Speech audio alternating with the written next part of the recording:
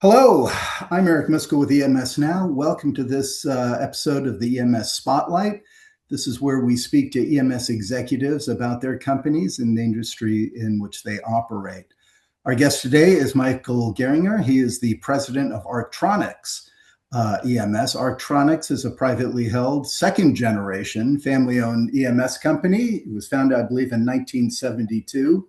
And has manufacturing operations in the Elk Grove Village, Illinois area. So good, solid Midwest EMS with a good history. Michael, it's good to see you. Thank you for coming on and doing this with me today. Thank you. Nice seeing you too, Eric. Yeah. Listen, why don't you begin by kind of introducing yourself? You've been in the industry for a bit, so kind of share a little about yourself and give us an overview of Arc-Tronics. Okay. Yeah. My name is Michael Goeringer. I'm the president, one of the principals of Arc-Tronics. It's a second generation family owned business, specialized in printed circuit board assembly, cable and harness, box build. My brother, Matthew, my sister, Marla are both involved in the business. We're getting the third generation probably fired up here in a couple more years. Yeah, we've been in business since 1972. So we've been in Elk Grove Village. This is our 50th anniversary here in Elk Grove Village. Mm-hmm. Good. And you have, and just for clarity, it's the one facility, more than one building. It's all in one facility. How is the layout? We do have two facilities. Our main facility is all printed circuit board assembly. We have a facility across the street that's cable and harness and box build. Okay. We are expanding SMT assembly though into that facility now. Okay. And which end markets do you primarily serve? We serve it's all kind of high reliability, but space, aerospace, military, medical. We do life safety, just high reliability products. Okay, good. Now, I did see that you've also recently made some investments in equipment to kind of stay on the leading edge, so to speak, of the manufacturing. Tell us about that.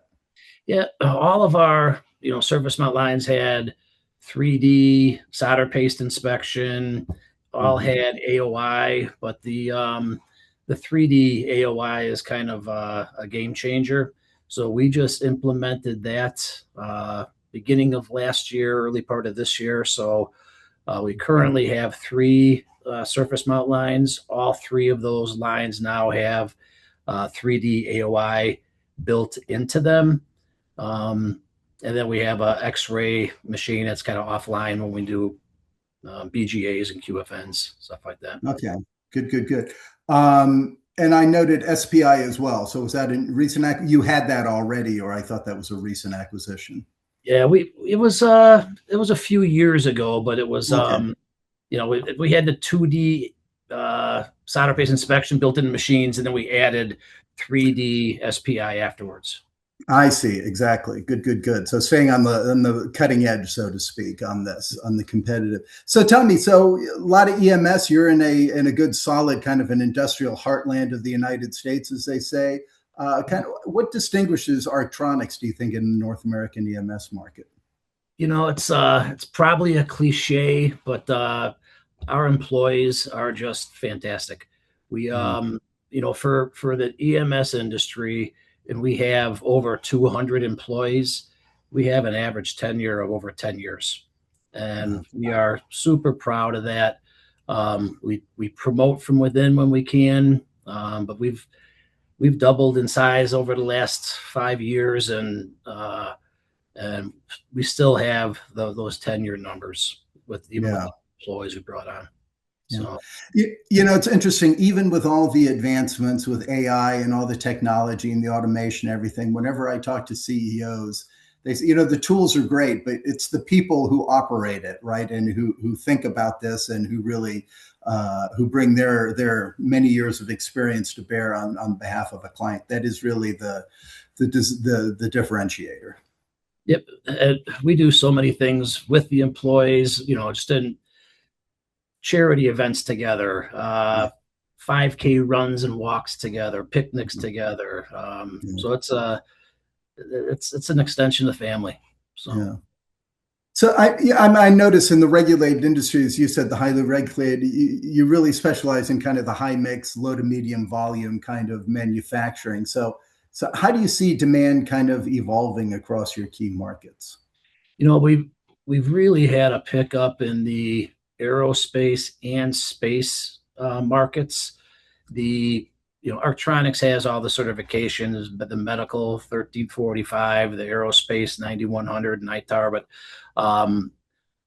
we had a customer came in and said we had to train our employees who were working on their product, the J Standard 001.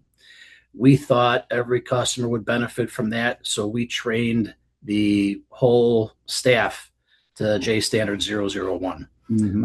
We have in-house certified instructors for all the IPC stuff and for the J Standard. We got into the space market, and that adds money, that adds cost. So we trained a dozen people to the J Standard 001-Space Addendum. We are in the process right now of training every employee to the J Standard 001 Space Addendum. We're seeing tremendous growth in that space sector. It's not high volume, but it's very lucrative and very high Yeah, tech. yeah, those are very complex boards. Those, Yes. yeah, very. And then tell me too. As I go around, I was just visiting a local EMS earlier today. It always impresses me that beyond just the SMT, there's still a lot of through hole, right? There's a lot that is being done in this. Remember the rumors? You've been around. Oh, it's all going to go away. It's all be SMT someday. That hasn't materialized. It hasn't. The it's dropped considerably. I mean, we used to be just even a few years ago about 50% through hole in Mhm. SMT. Now it's probably 80% SMT and 20% through hole. Um, it has been declining. It putting through hole parts in, it hasn't improved. I'm trying to back in the 80s when we were doing SMT. I want to say we were doing maybe 20,000 parts an hour. The last Mhm. machine we got does 120,000 parts an hour. So that's helped us stay competitive, just internationally, because Right. labor costs are high, but the speed of Yeah. this equipment is phenomenal. Yeah. So you just raised an interesting point there. Are most of your customers domestic US, or do you also serve kind of international ones that you service over here in the US? We it's kind of Without ironic. giving them names, obviously, Yeah, just yeah. general. Yeah. One of our biggest customers was based in Florida. They moved to India. Oh, For the last 5 years, we've been shipping them about $1.5 million a month of printed circuit boards from the United States to India. oh my Um, gosh. we know it's leaving, and then we're starting to see Mhm. some of the declines. We're surprised it lasted as long as it has.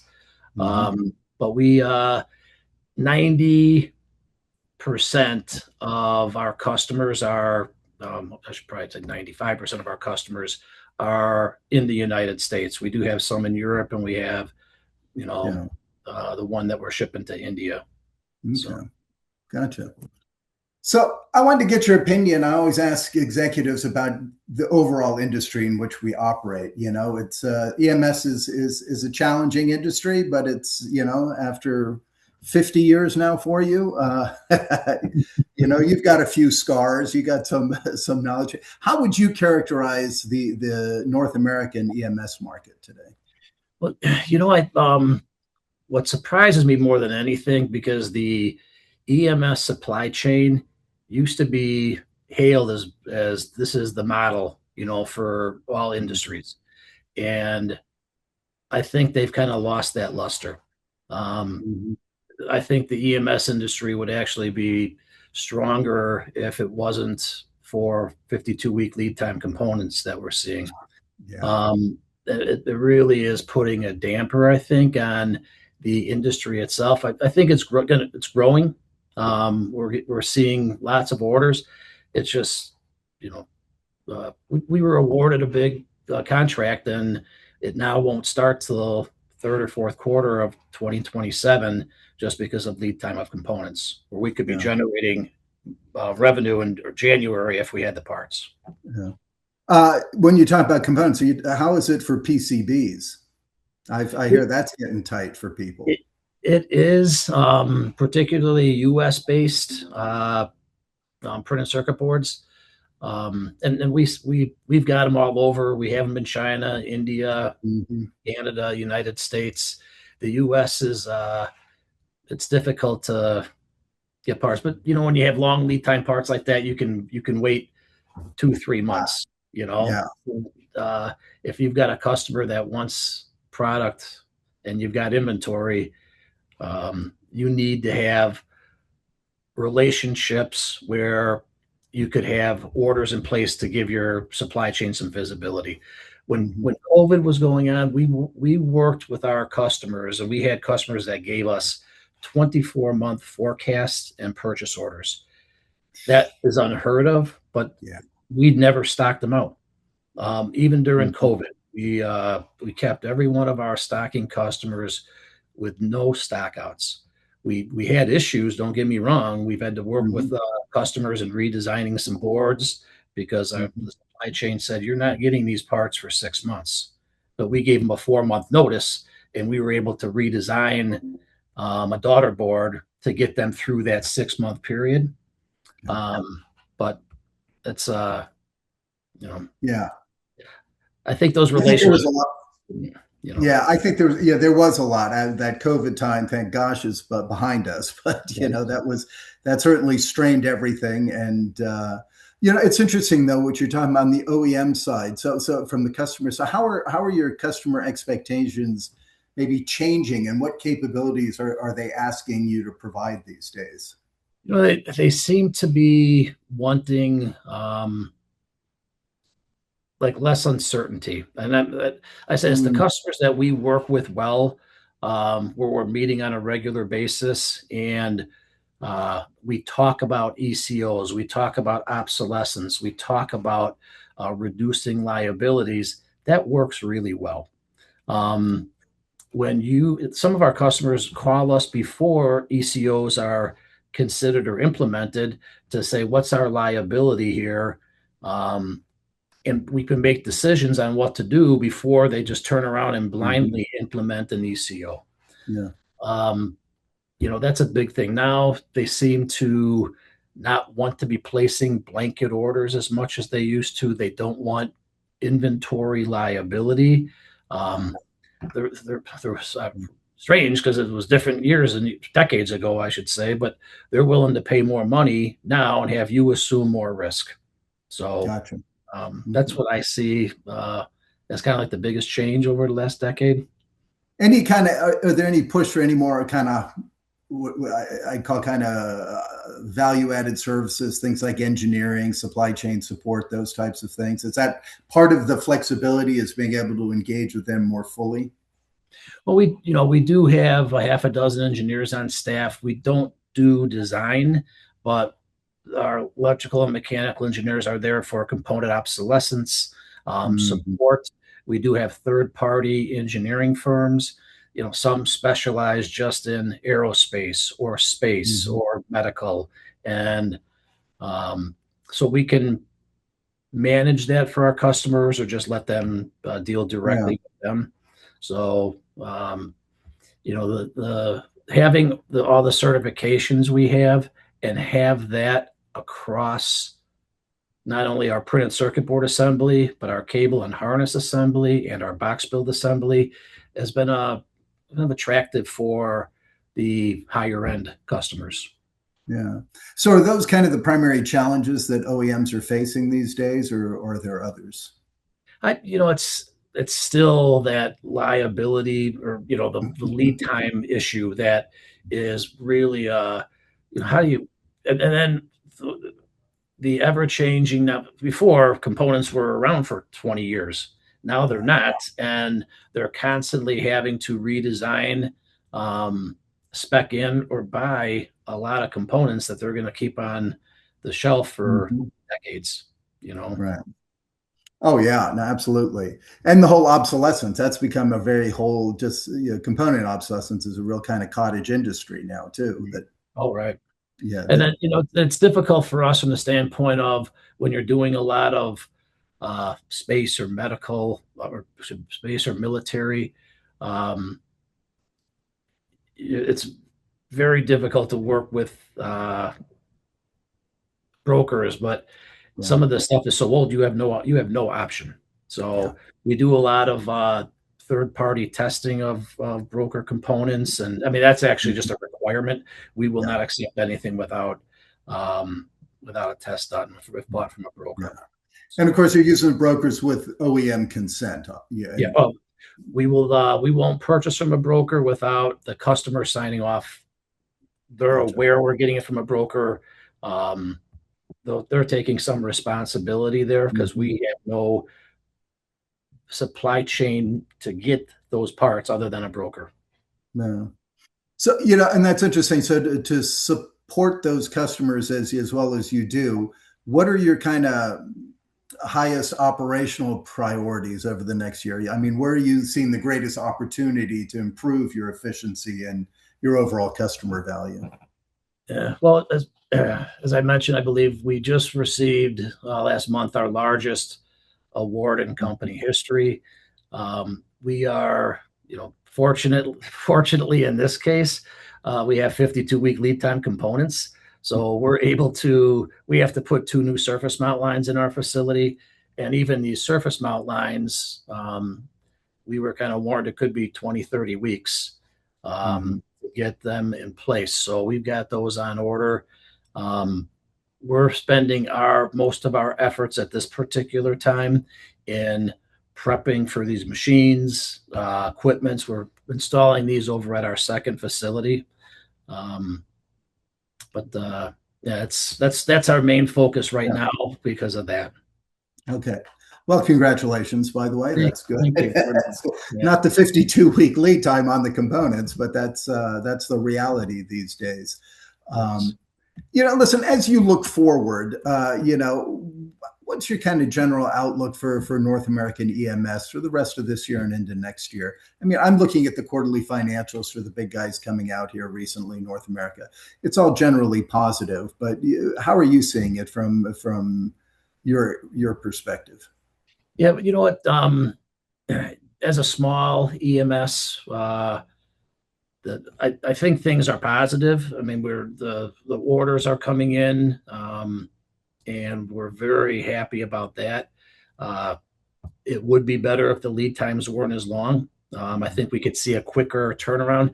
The days of, at least for us, customers built up inventories. So the last couple years were really a struggle for us.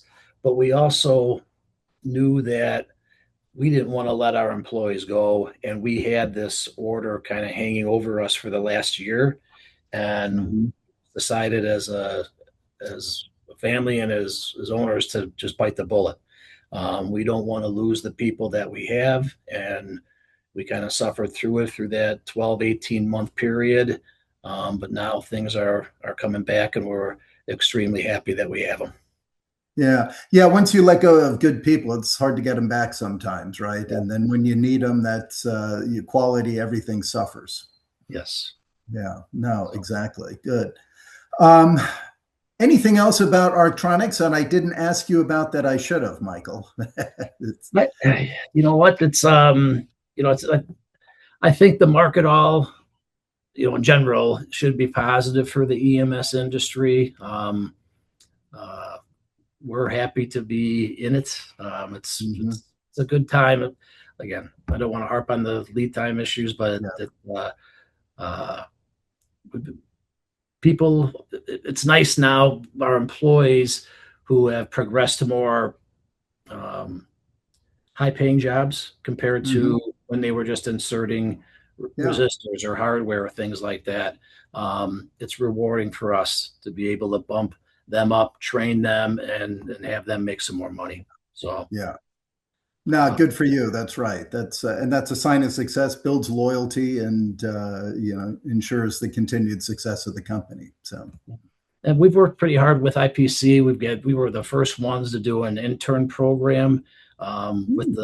the government, and that worked out really, really well. We're starting our second year with that right now. Oh, So, excellent.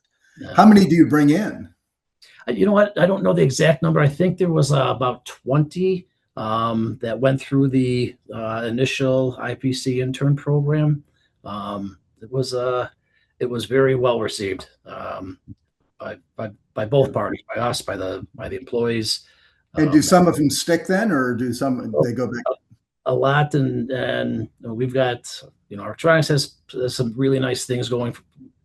People are paying for college for some. So Okay, we're making long-term investments in some of these employees who show a special interest. So good. Well, kudos to you. That's good news. That's a good story. thank you. Yeah, That's excellent. Michael, it's a pleasure. It's been a while since we spoke, so I was glad that we were able to arrange for this.